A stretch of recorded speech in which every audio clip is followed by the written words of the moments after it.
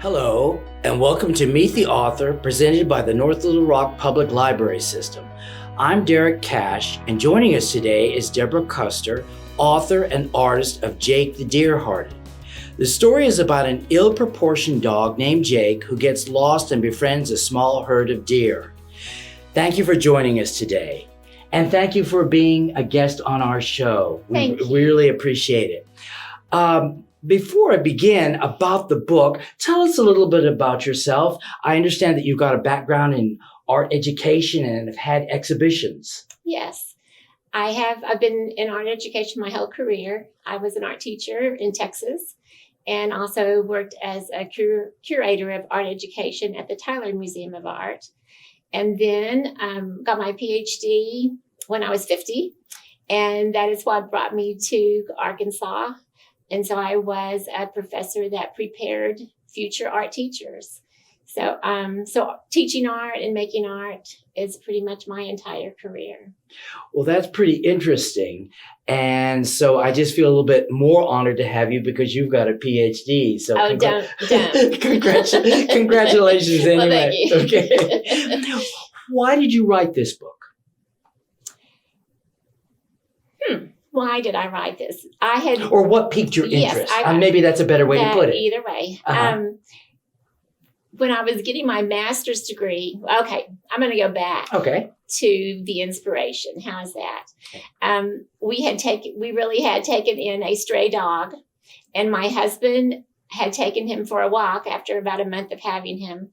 And we were living pretty much in the country, the piney woods of East Texas, which is the setting of my book.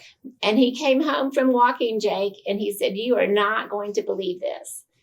He said, there was like a little herd of deer out, kind of in the distance. And when they saw Jake, they walked right up to him. I said, well, there it is. He was raised by deer. Mm-hmm. And so that little seed, then when I was getting my master's degree, there was actually something called independent studies. And, as an artist, we don't really study, we make art. So anyway,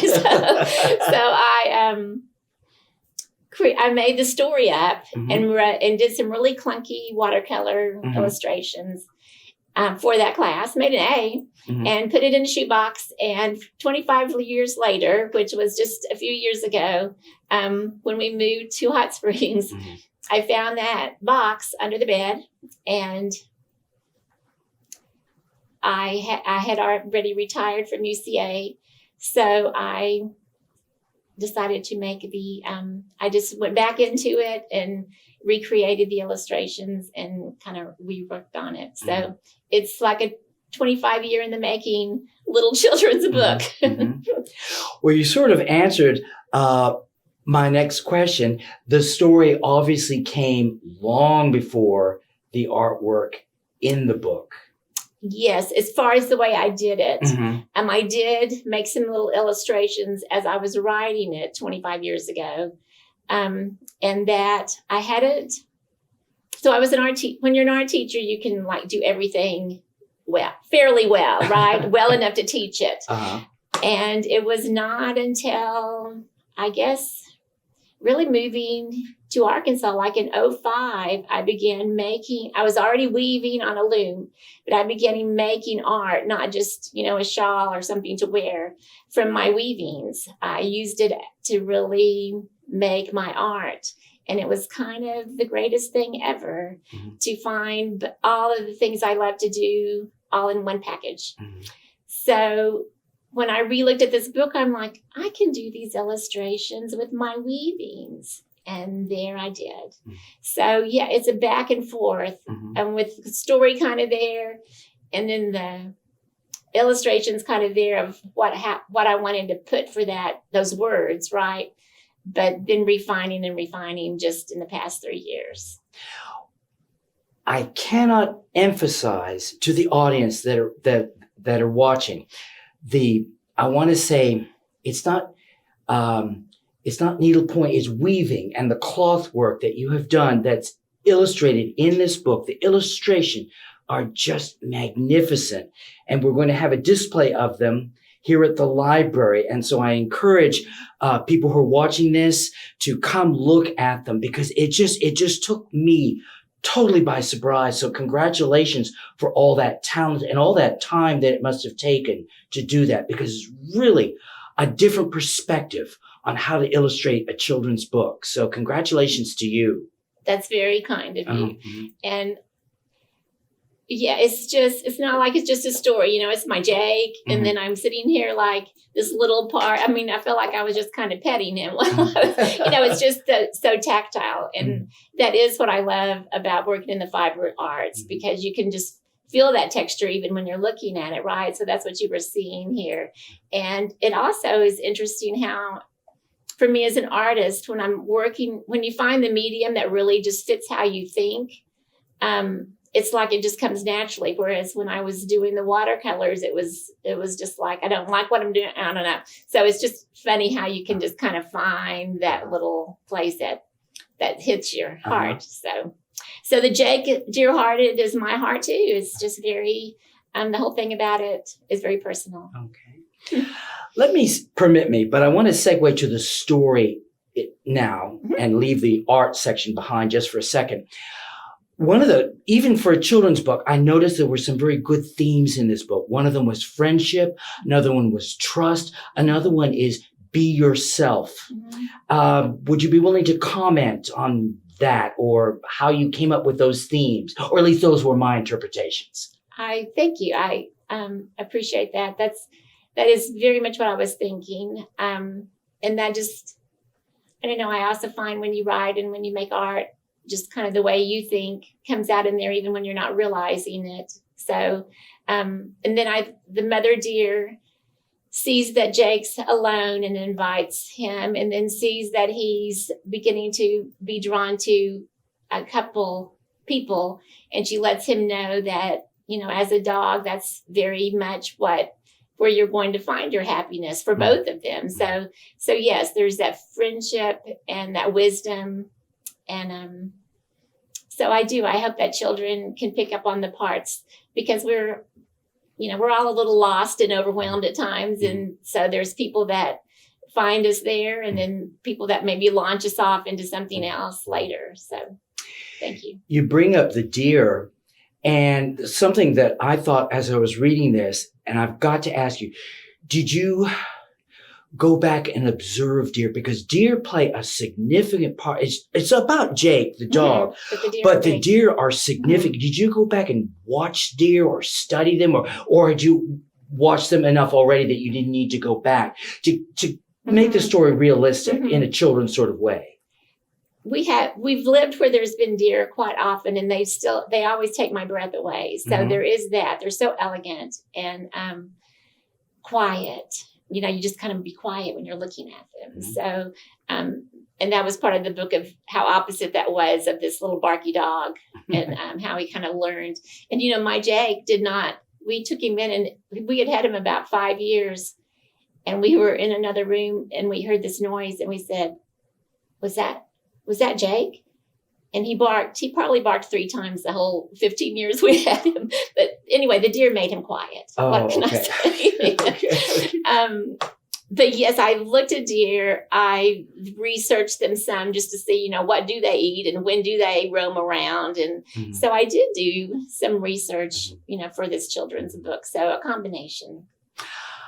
I hate to bring this up, but I'm going to assume, do you still have Jake? No, we do not. Okay. So, he was, we brought him to Arkansas. So we had him about 16 years, and he passed in like 2005 or so. Okay. You had said it was a long time ago when you made the notes, but I thought I'd ask just to be sure. Yes. Okay.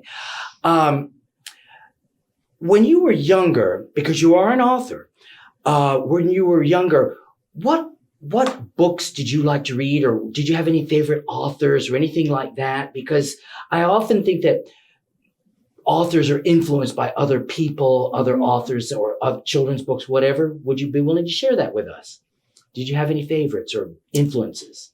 Actually, my family was very athletic, and we didn't do a lot of reading. Okay. We did a lot of running, and I was the last one. Anyway, but as a mother, I did begin to read. Well, as a teacher, I began to read children's books and art related with my art when I was teaching. And then with my daughter, I read books. And I loved there were some authors that I liked. We did Disney and some of those. Tasha Tudor did her Welsh Corgi dogs. And they were beautiful illustrations. So I do remember that. Faith Ringgold is a hero of mine because she is a fiber artist, and then she created a book, Tar Beach. Mm-hmm. And so I'm kind of wandering from your question, but the children's books have been probably more important through my adulthood, but just reading and the whole process of reading is something I do love. Do you think there'll be a second one? Do you have another book in mind that you're running about in your mind? I swore I would never do this again when I was trying to figure out how to get it published. But it is published. And so never say never. Mm-hmm. I don't know. Okay. I do love making art more than creating a book. All right. Well, Deborah, if you're willing, we would love to have you read a segment to the audience and whet their appetite. And so I'll let you have the floor. Okay. Well, let me just read a couple of pages. This is pages 9 and 10. Page 9 has the illustration. And this is when Jake is seeing the deer. One spring morning, when the dogwood trees in bloom, Jake first sees this lovely animal. He watches as a mother deer crosses the road ahead of her 2 young twins. Jake cannot take his eyes off of them. The deer are so different from me, Jake thinks. Look how they leap and run. My short legs keep me from so much fun. I growl and bark. The deer are silent. Maybe I can become more like them, Jake dreams. He sniffs his way to the deer's gathering place and raises his hind leg, leaving his mark as his way to say hey. Then off he goes, just like every other day. Well, thank you very much. Now, please tell the audience if they want to purchase this book, how they can purchase it, and if you've got a website or if you're in social media, how they might be able to contact you. You bet. Thank you. Uh-huh. So my website is www.deborahkuster.com. And the Kuster is with a K. I have to always say that. And my book is for sale through Amazon, Barnes & Noble, Target, Walmart. And there's times that I may be having a signing party. So I'm looking into Barnes & Noble right now, possibly. So there, could be on the lookout for that. Oh, wow. But my website is a way that you can see more about my art and my book. And then I put up news on there too. And you can contact me through that. Okay. So thank you for asking that. Well, thank you very much. And thank you for joining us today. It has been a pleasure. If you're interested in reading more from Deborah Kuster, please visit us at the library or find us online at Facebook, Instagram, YouTube, or our website, nlrlibrary.org. Join us again next time and have a great day, everyone.